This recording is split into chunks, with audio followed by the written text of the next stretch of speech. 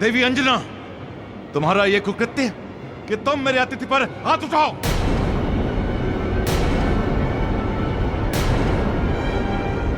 शिष्टता और संस्कार की सीमाओं को लांघने का दुस्साहस किया है तुमने। बस महाराज, बस।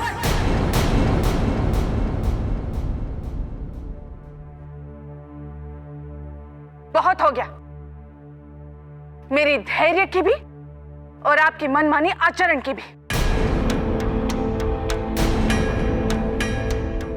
अब तक आप बोलते हैं और मैं आज्ञाकारिणी बन चुपचाप सुनती आई, किंतु आज से, अभी से मैं बोलूंगी और आप सुनेंगे।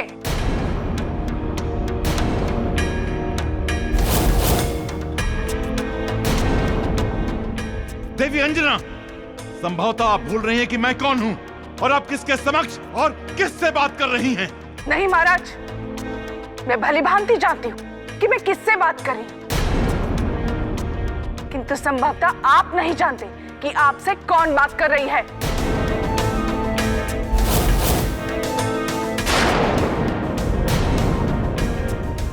देवी अंजना, आप कहना क्या चाहती हैं?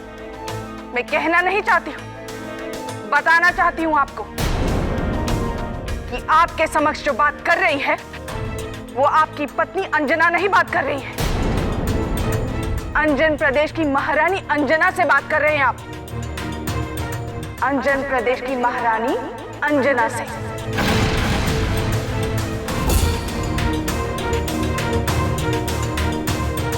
आप अपनी वाणी से अपनी पत्नी के स्वर को मौन कर सकते हैं, किंतु एक महारानी के स्वर को नहीं। देवी अंजना, आप सुध में नहीं हैं। नहीं है आप सुध में। सुध में तो मैं हूं, बेसुध तो आप हैं। यदि मैं आज सुध में ना होती तो आपसे ये कभी ना कहती। इस प्रदेश में जितना अधिकार आपका है उतना ही अधिकार मेरा भी है, इसीलिए आपको आज मेरी बात सुननी ही होगी।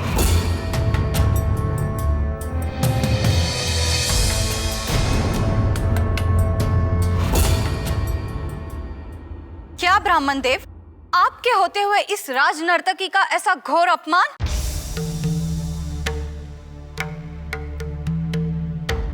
महाराज, ये सब क्या है? अरे मैं आपका शत्रु नहीं हूं, आपका मित्र हूं, आपका हितैषी। हाँ, अरे मैंने सदैव सदैव आपके हित का सोचा है तथा आपके हित हेतु ही समस्त कार्य किए हैं। महाराज, आप तो मेरी भावनाओं से भली भांति परिचित है, तो फिर आज उसके बदले ये फल, ये अपमान का फल। हाँ ब्राह्मण देव, आप अभी इसी पल इस राजमहल से बाहर चले जाइए।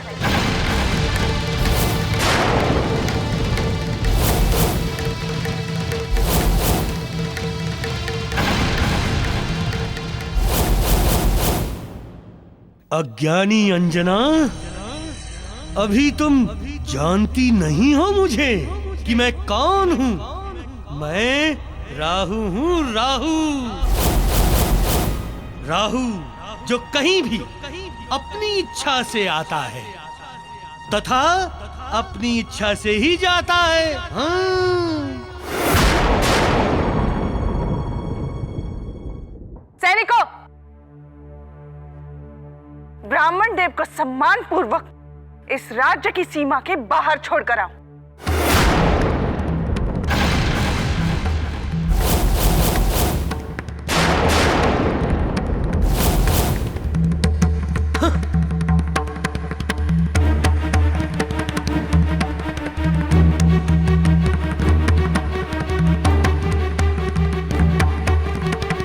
देवी अंजना, आज तुमने ठीक नहीं किया, बिल्कुल भी ठीक नहीं किया। इस अभद्र आचरण का तुम्हें भारी मूल्य चुकाना होगा, भारी मूल्य।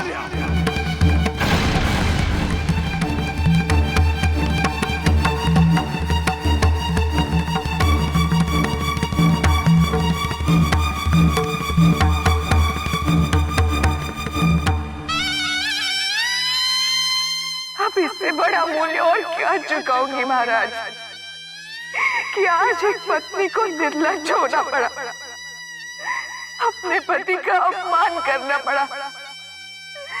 ये कैसा पाप करवाया विधाता ने मुझसे, कैसा पाप करवाया।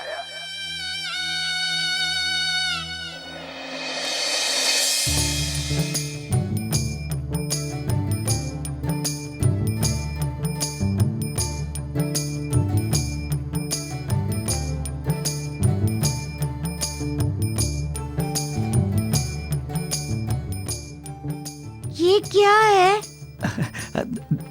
देखो वानर बालक, हम 3 नहीं अभी तो 4 भाई हैं। अरे तुम भी तो हमारे भाई समान हो, तो फिर इस धन में एक हिस्सा तुम्हारा भी होना चाहिए। तो हमने निर्णय लिया है कि ये 7वां घड़ा तुम्हें दे देंगे, इसे तुम रख लो। हैं?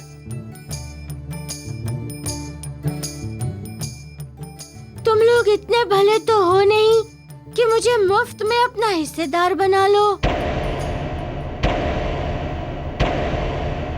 बताओ इसके बदले मुझे क्या करना होगा?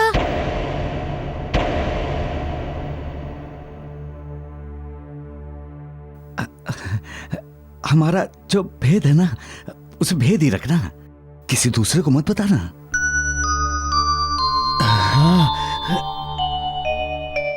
तुम तीनों भाइयों ने क्या मुझे मूर्ख समझ रखा है क्या? इतना बड़ा भेद छुपाने का बस इतना सा?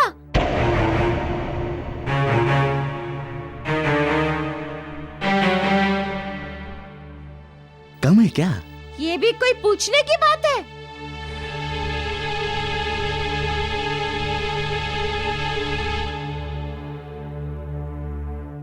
ठीक है, हम अपने अनुज चित्रदत्त के हिस्से के 2 कलश भी तुम्हें दे देते हैं।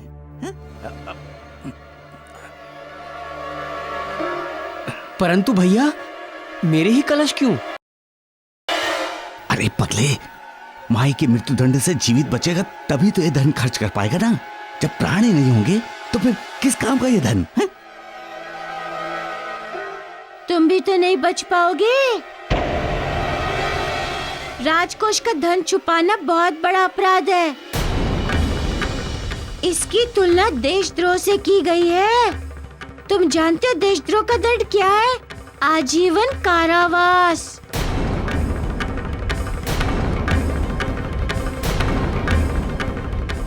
तुम्हें भी आजीवन कारावास की सजा काटनी पड़ेगी। नहीं नहीं, मुझे कारावास की सजा नहीं काटनी। कृपा करके तुम राजा को इस धन के विषय में कुछ मत बताना। हम हाथ जोड़ते हैं तुम्हारे। हाथ जोड़ने से कुछ नहीं होगा।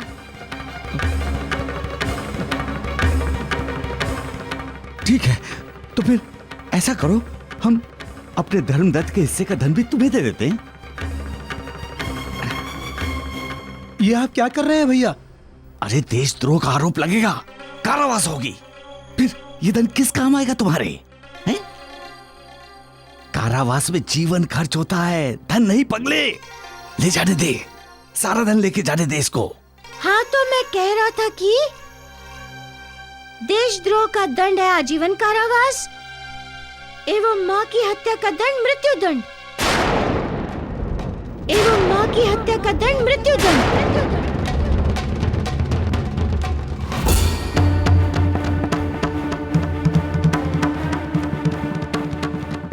ब्राह्मण देव, रुक जाइए। ब्राह्मण देव, रुक जाइए।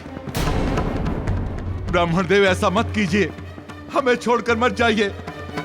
जो कुछ भी हुआ उसके लिए मैं लज्जित हूं। आपसे क्षमा मांगता हूं। मैं महाराज केसरी स्वयं आपसे क्षमा मांगता हूं। आप हमारे मित्र हैं। वाह वाह महाराज केसरी, वाह! अरे बड़ी अच्छी मित्रता निभाई है आपने हमसे। हाँ, लज्जित तो हम हुए हैं, वो भी अपने आप से। आज आपके सामने, आपके राज दरबार में, आपकी पत्नी अंजना ने जो हमारा अपमान किया, वैसा अपमान आज तक कभी किसी ने नहीं किया महाराज केसरी, कभी किसी ने नहीं किया। अरे लज्जा तो हमें आ रही है, किंतु अब अब हम यहाँ नहीं रुकेंगे। चलो देवी। ब्राह्मण देव, हमारे राज्य को शापित करके मत जाइए। मैं आपके आगे हाथ जोड़ता हूँ ब्राह्मण देव। नहीं महाराज केसरी, छोड़ दीजिए हमें। जहाँ हमारा सम्मान नहीं होता वहाँ हम एक पल नहीं रुकते। परंतु आजीवन कारावास एवं मृत्युदंड दोनों साथ साथ कैसे हो सकती है?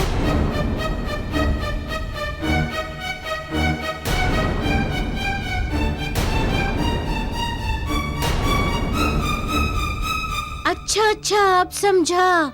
इसका अर्थ है कि पहले महाराज तुम्हें मृत्युदंड देंगे एवं फिर तुम्हारी अस्थियों को आजीवन कारावास में रखेंगे।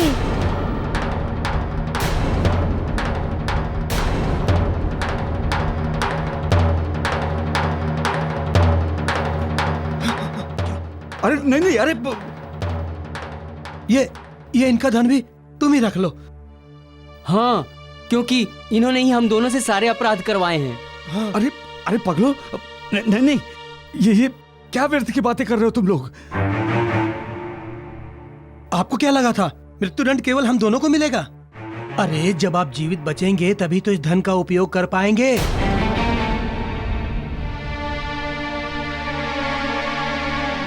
लगता है हम ही सबसे बड़े मूर्ख हैं इस जगत के।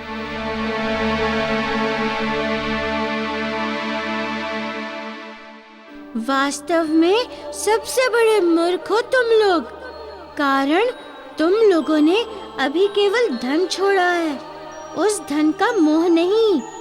एवं जो पाप तुमने किया है उसका दंड अभी मिलना शेष है।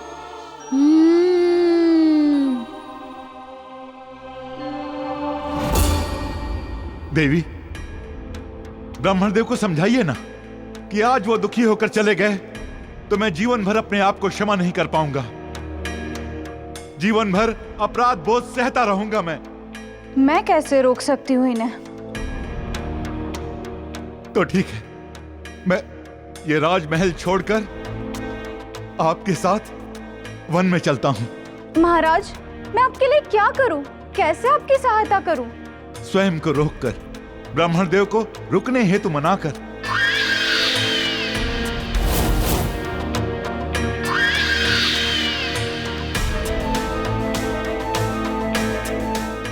ब्राह्मण देव, जब महाराज इतनी प्रार्थना कर रहे हैं तो हमें मान लेना चाहिए। और फिर आप देख नहीं रहे कि महाराज कितने दुखी हो रहे हैं। और फिर जो कुछ भी हुआ उसमें महाराज की तो कोई गलती नहीं, और ये सब तो महारानी अंजना ने किया है। एवं महाराज तो क्षमा भी मांग रहे हैं।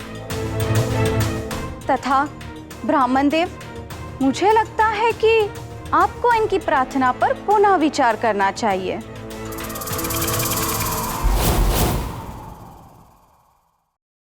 ठीक है महाराज केसरी, इस बार तो हम आपको क्षमा किए देते हैं, परंतु स्मरण रहे, यदि भविष्य में आपके राज दरबार में हमारा एक बार भी ऐसा अपमान हुआ तो हम ये भूल जाएंगे कि आप हमारे मित्र हैं तथा महारानी अंजना आपकी पत्नी। हाँ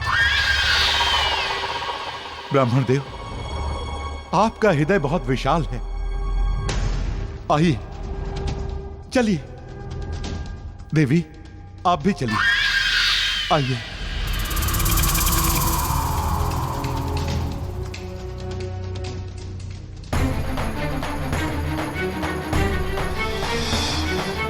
अब जाने क्या होगा विधाता, राहु राज्य में लौट है आता, राहु राज्य में लौट है आता।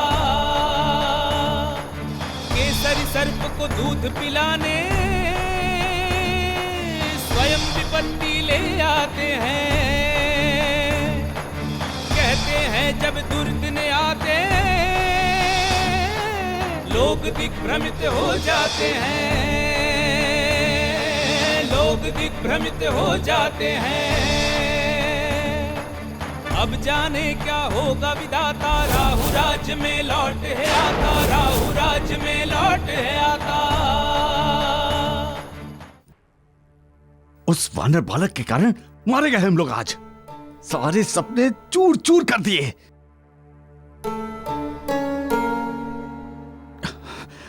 कुछ समझ में नहीं आ रहा है कि क्या करूं। मेरे पास एक सुझाव है। क्या? इतने सारे मटके हैं, क्यों ना हम थोड़ा थोड़ा धन सारे मटकों में से निकाल लें। अरे कहीं उस वानर बालक को पता चल गया तो? अरे इतनी सारी स्वर्ण मुद्राएं हैं, उनमें से कुछ निकाल ली जाएंगी, उसे पता थोड़ी ना चलेगा। ये चित्रदत्त सही कह रहा है। उस वानर बालक को कुछ पता नहीं चलेगा। चलो।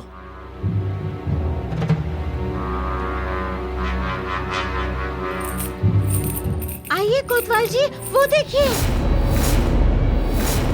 वे तीनों राजकोष का धन चुरा रहे हैं। इन्हें शीघ्र अतिशीघ्र पकड़ लीजिए। अरे नहीं नहीं कोतवाल जी, हम कोई चोरी नहीं कर रहे थे। ये धन तो इस वानर बालक का है। हाँ। अच्छा, यदि ये धन इस वानर बालक का है तो ये तुम्हारे पास कैसे आया? हम तो बस यूं ही देख रहे थे। अच्छा, तो चलो अब जो कुछ देखना है कारागार में देखना।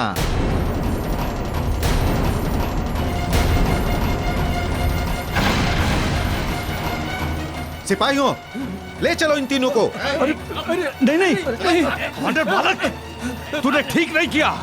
छल किया है हमारे साथ, छल, और हम तुझे छोड़ेंगे नहीं। जो व्यक्ति स्वयं को धोखा दे, स्वयं से छल करे, स्वयं से ही घात करे, उसे जग क्या धोखा देगा, क्या छल करेगा तथा क्या घात करेगा। मूर्खों, तुम लोग तो स्वयं धोखे में जी रहे हो। महारानी अंजना ने आपकी पत्नी होने के बाद भी सबके सामने आपका इतना बड़ा अपमान किया। अक्षम्य अपराध महाराज केसरी, अक्षम्य अपराध। अब क्यों इनके घावों को कुरेद रहे हैं ब्राह्मण देव? इन्हें फलाहार तो करने दीजिए। देवी, मैं घाव नहीं कुरेद रहा हूँ, अपितु महाराज के मन के दर्पण पर पड़ी हुई उस धूल को साफ करने की चेष्टा कर रहा हूँ। हाँ, उन्हें दर्पण दिखाने की चेष्टा कर रहा हूँ कि सजग हो जाइए। ये जो कुछ भी हुआ, ये सब अनायास ही नहीं हुआ, अवश्य ही इसके पीछे किसी का हाथ है। एवं महाराज, हम तो कुछ दिनों के पश्चात यहाँ से चले जाएंगे, किंतु आपको तो यहीं रहना है। फिर नित्य प्रतिदिन ये अपमान कैसे सहेंगे आप? महाराज, मुझे तो इस घटना का कोई अंत नजर नहीं आ रहा, कोई अंत नहीं। मुझे तो आपका राज्य भी आपके हाथों से निकलता हुआ प्रतीत हो रहा है। हाँ। तो ब्राह्मण देव, आप ही बताइए कि मैं क्या करूं?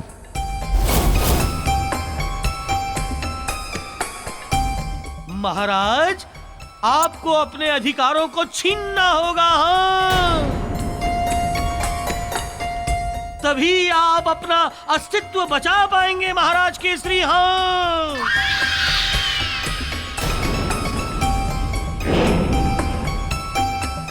तो ब्राह्मण देव, मैं कुछ समझा नहीं। मैं समझाती हूँ महाराज। अंजना इस प्रदेश की महारानी इसलिए है क्योंकि वो आपकी पत्नी है, एवं उसी महारानी के अधिकार के अहम में चूर होकर उसने आपका अपमान किया। यदि वो आपकी पत्नी ही ना रहे तो वो ना ही इस प्रदेश की महारानी होगी और ना ही महारानी होने का अधिकार रहेगा।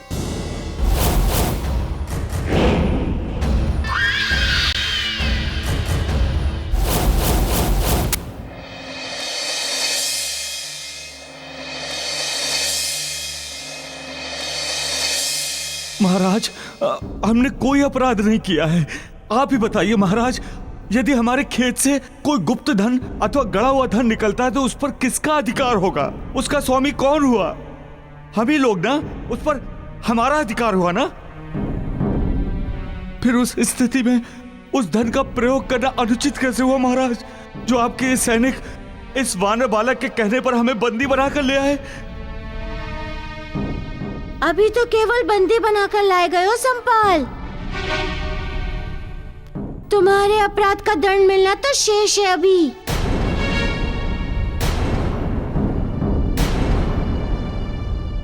तुम जिसे अनुचित अथवा भूल कह रहे हो वो अपराध है, जिस अपराध को तुम तीनों भाइयों ने मिलकर किया है। इससे बड़ा अपराध ये है कि तुम लोगों ने एक निर्मल, निश्चल एवं निस्वार्थ स्नेह की हत्या की है, सच्ची ममता का गला घोटा है। अपनी जन्मदात्री माँ के साथ छल किया है, उसके विश्वास को धोखा दिया है।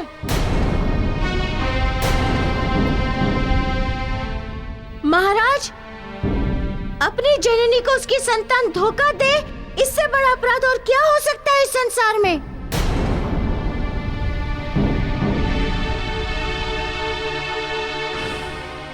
अर्थात धन के लोभ के कारण इन्होंने अपनी माता की हत्या की है? नहीं नहीं महाराज, ये वानर बालक झूठ बोल रहा है। झूठ मैं नहीं, ये तीनों बोल रहे हैं महाराज। इन्होंने की अपनी माता की हत्या। वानर बालक, क्या तुम्हारे पास इसका ठोस प्रमाण है? इस तथ्य को सिद्ध करने हेतु गवाह के रूप में मेरे पास ठोस प्रमाण है। कौन है वो? वो साहूकार महाराज, साहूकार।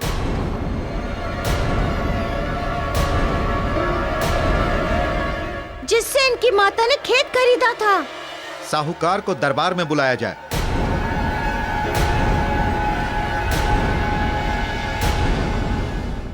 महाराज, देवी का कथन बिल्कुल सत्य है। हाँ, उन्होंने ऐसा किया क्यों? उन्होंने आपको कटु वचन बोले क्यों? वो इसलिए कि उन्हें आपकी पत्नी का स्थान प्राप्त है। हाँ, और यदि उनसे वो स्थान छिन जाए, वो आपकी पत्नी ना रहे तो उनके पास कुछ नहीं रहेगा, सब कुछ छिन जाएगा तथा राज्य का कोई अधिकार उनके पास नहीं रहेगा। एवं तब आप जैसा चाहें वैसा अपनी इच्छा के अनुसार अपने राज्य को संचालित कर सकेंगे। हाँ,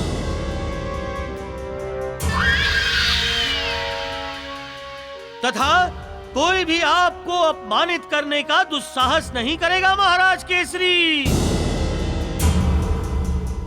छीन लीजिए अंजना से उसके पत्नी होने का अधिकार, त्याग दीजिए उसे। छीन लीजिए अंजना से उसके पत्नी होने का अधिकार, त्याग दीजिए उसे। महाराज, यदि आप ऐसा करेंगे तो आपको अपना सब कुछ वापस मिल जाएगा, सब कुछ। आपका सम्मान तथा आपके अधिकार। हाँ महाराज, अपने शुभ चिंतक मित्र का कहा मानिए। छीन लीजिए उससे उसका अधिकार, छीन लीजिए, त्याग दीजिए उसे। छीन लीजिए उससे उसका अधिकार, छीन लीजिए, त्याग दीजिए उसे।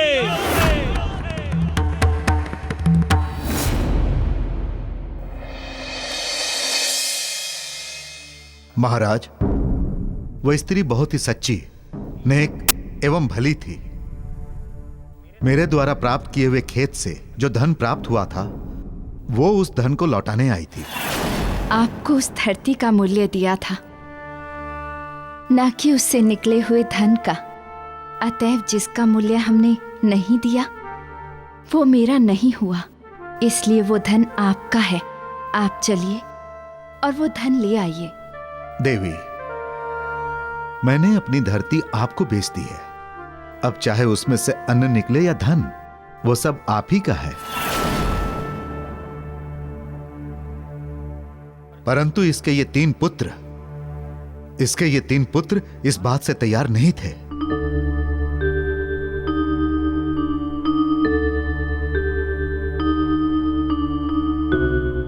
इनके मन में लालच घर कर गया था एवं नहीं महाराज, ये झूठ है, ये साहूकार झूठा है, झूठा। यदि ये झूठ है तो फिर बताओ कि इस समय तुम्हारी माता कहां है, जो तुम्हारे सुख हेतु अपने सुखों को न्यौछावर करती रही, तुम्हें गहरी नींद सुलाने के लिए पूरी पूरी रात जागती रही। बोलो कहां है वो पूजनीय ममता की देवी? कहां है तुम्हारी माता? वो तो नहीं पता महाराज, हम भी क्या करते महाराज, वो हमारी बात मान ही नहीं रही थी। हमारा धन, हम तीनों का धन किसी और को देने जा रही थी महाराज। महाराज, इसी कारण हम दुखी हो गए एवं माई की हत्या कर दी। उस धन से हमारे जीवन में सुख हो सकता था, परंतु नहीं, वो तो किसी और ही धुन पर सवार थी। अब महाराज आप ही बताइए, कोई माँ अपने पुत्रों के जीवन में इस प्रकार दुर्भाग्य कैसे भर सकती है भला? महाराज, इसी कारण हम दुखी हो गए और हमने अपनी माता की हत्या कर दी महाराज। हमसे बहुत बड़ा अपराध हो गया महाराज। मामूली से धन के लोभ में हमने अपनी माता के प्राण हर लिए। हे माँ, हमें हमारे अपराधों के लिए कभी क्षमा मत करना। हम तेरे से पुत्र नहीं कुपुत्र हैं। बस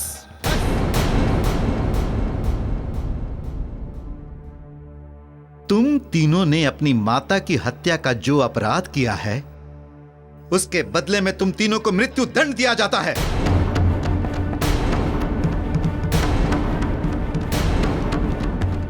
सैनिकों, इन तीनों भाइयों को कारागार में डाल दो। जो आज्ञा महाराज। मारुति, हमें क्षमा कर दो, हमसे बहुत बड़ा अपराध हो गया। हमने अपनी माता के प्राण हर लिए। भविष्य में ऐसी भूल कदापि नहीं होगी मारुति, कदापि नहीं।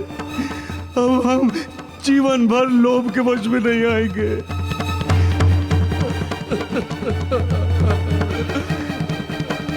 मैं तो तुम्हें क्षमा कर दूंगा, लेकिन तुम्हारी माँ तुम्हें कैसे क्षमा करेंगी? इसी बात का तो दुख है मारुति कि हम अपनी माँ से क्षमा भी नहीं मांग सके।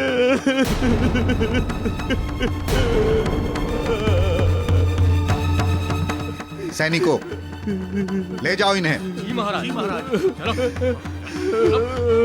मैं क्षमा कर दो मारुति, क्षमा कर दो।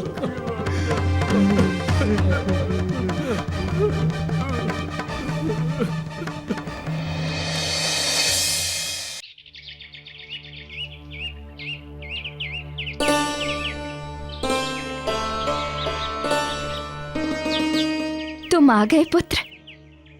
हाँ काकी माँ, अब बुरे दिन बीत गए। आपके पुत्रों के हृदय के ऊपर जिस मैल की मोटी परत चढ़ी थी वो मिट गई। सच कह रहे हो पुत्र? हाँ काकी माँ, बिल्कुल सच कह रहा हूँ। एवं इतना ही नहीं, आपके प्रति किए गए व्यवहार के लिए उनके हृदय में अपराध बोध भी है। मैंने उनकी आंखों में प्रायश्चित की रेखा स्पष्ट देखी है। वे लोग अपने किए पर लज्जित है काकी माँ।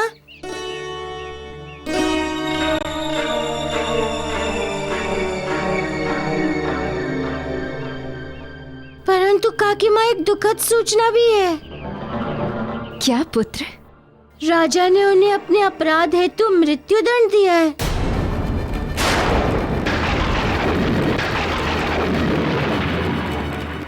कल उन्हें प्राण दंड दे दिया जाएगा। एवं इस दंड से उन्हें एक ही व्यक्ति बचा सकता है। कौन पुत्र? आप काकी माँ, केवल आप। हाँ काकी माँ, उन्हें मृत्यु के मुख से अब केवल आप ही बचा सकती हैं।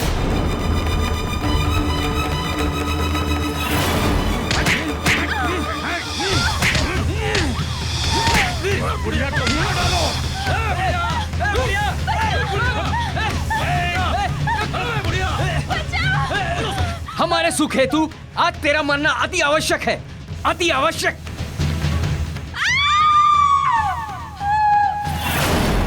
नहीं मारुति, मैं ऐसा नहीं कर सकती।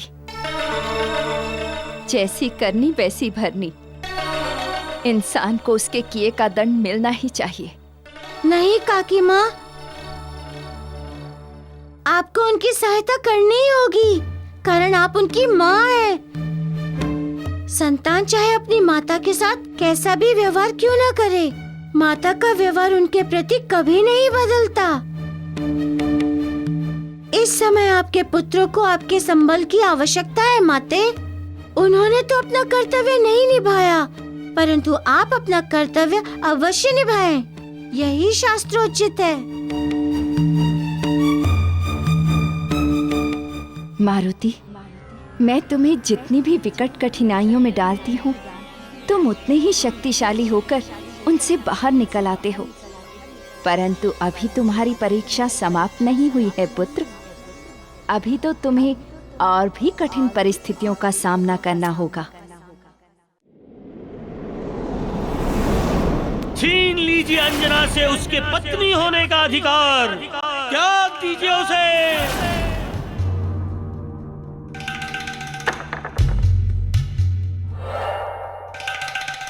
महाराज, बात क्या है? कुछ कहा देवी आपने? जी हाँ, मैंने कहा कि आपको हुआ क्या है, बात क्या है? क्या हुआ? कुछ भी तो नहीं हुआ। और आपके होते हुए महाराज केसरी को हो भी क्या सकता है? लेकिन आपकी चौसर की चाल तो यही प्रदर्शित कर रही है कि आप अशांत है, विचलित है। आपको आभास नहीं है? नहीं, ऐसा तो नहीं। आप भविष्य पढ़ना भी जानती हैं? नहीं, चेहरा पढ़ना जानती हूँ। क्या? मेरे कहने का अर्थ ये था महाराज कि जब से हम खेल रहे हैं, मात केवल आप ही की हो रही है। सावधान देवी, इस बार आपकी मात होने जा रही है।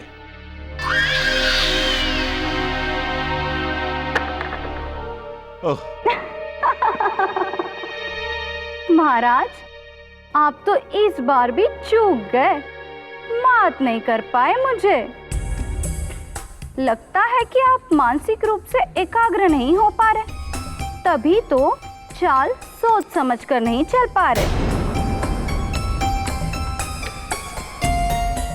उद्वेदन है मस्तिष्क में, किंतु कुछ समझ में नहीं आ रहा है कि मैं करूं भी तो क्या करूं। महाराज केसरी, उद्वेलन ही उत्पीड़न का कारक है, पराजय की सीढ़ी है। तथा उद्वेग पर नियंत्रण कीजिए तथा अपनी चाल सोच समझकर चलिए, फिर देखिए विजय आप ही की होगी महाराज। और हाँ, और एक बात बता देती हूँ, यही सही समय है अपनी पराजय को विजय में बदलने का। कैसे? ना निर्णय सुनाकर। कौन सा निर्णय और किसे सुनाकर? महाराज, आप इतने जल्दी भूल गए वही निर्णय जो मैंने और ब्राह्मण देव ने आपको अपनी पत्नी अंजना को सुनाने के लिए कहा था, उन्हें छोड़ने का निर्णय। महाराज, जाइए और जाकर सुना दीजिए अपना निर्णय। बता दीजिए कि आज से संबंध समाप्त। और फिर देखिए, इस राज्य में आपका मान सम्मान, आदर प्रतिष्ठा, तत्पश्चात ये लोग आप ही की सुनेंगे, आप ही की जय जयकार करेंगे। महाराज केसरी की जय। और यही जय घोष आपके विजय का प्रतीक होगा महाराज।